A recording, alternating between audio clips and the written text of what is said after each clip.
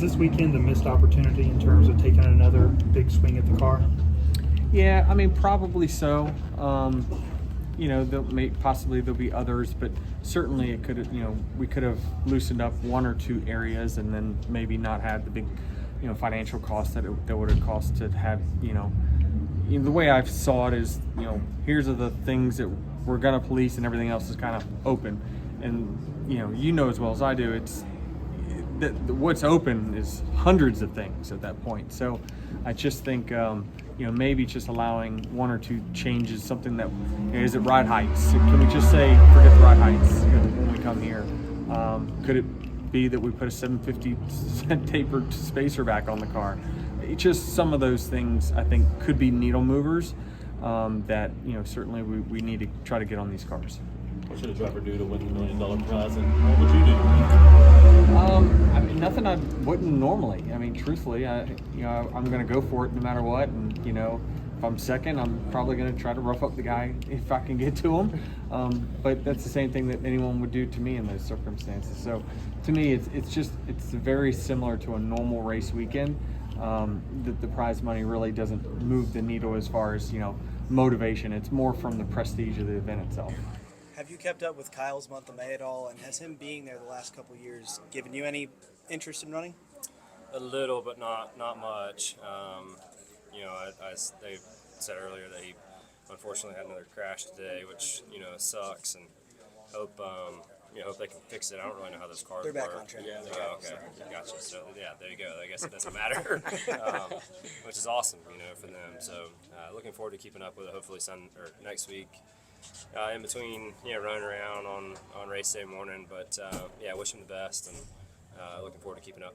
But that's not trying the run what you brung style package or option tire, some sort of rule book gimmick this year. What is the identity of the All-Star Race, and what should that conversation be about this event moving forward? I'm not really sure. That's probably above me. I think the event was originally designed for, it was. The bold print was the $1 million thing, right?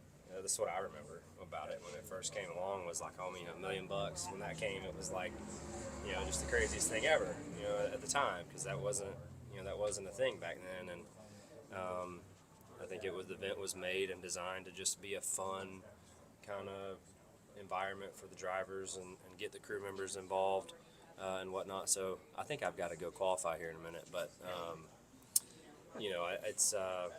I think they've kept that, throughout the year, over the years, and I still think it has that same kind of vibe to it, as it did back then. But we'll see what they do moving forward. But I guess long story short, it's just kind of above me, and I don't really know what the right or wrong answer is there. Talk about, is it time for a points race here, or should this always remain like an all-star event at this track? I don't know. I think it's a plenty good enough place to have a points race at. It's a great racetrack. It's got a ton of history. The fans seem to really like it, which at the end of the day is the most important thing above anything else that we do. So, if they really like it and they want a points race, I think we're all for that.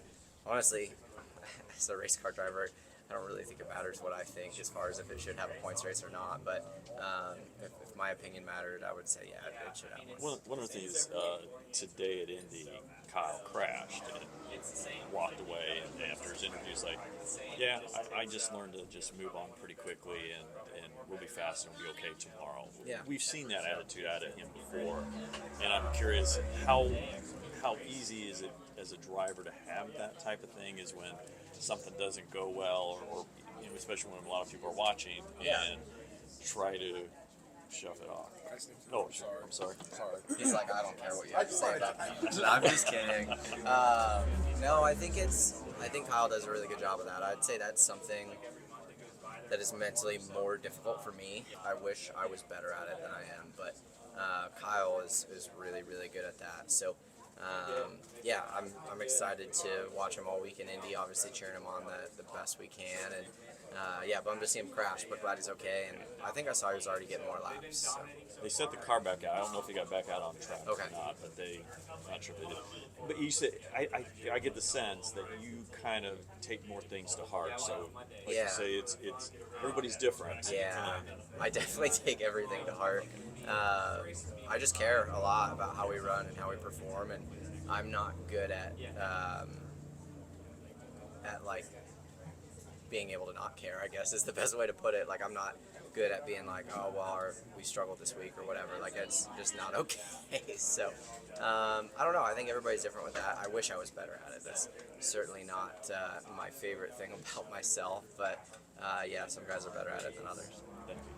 Jimmy Johnson makes his 700th start next week. Obviously, you spent a lot of time with Jimmy.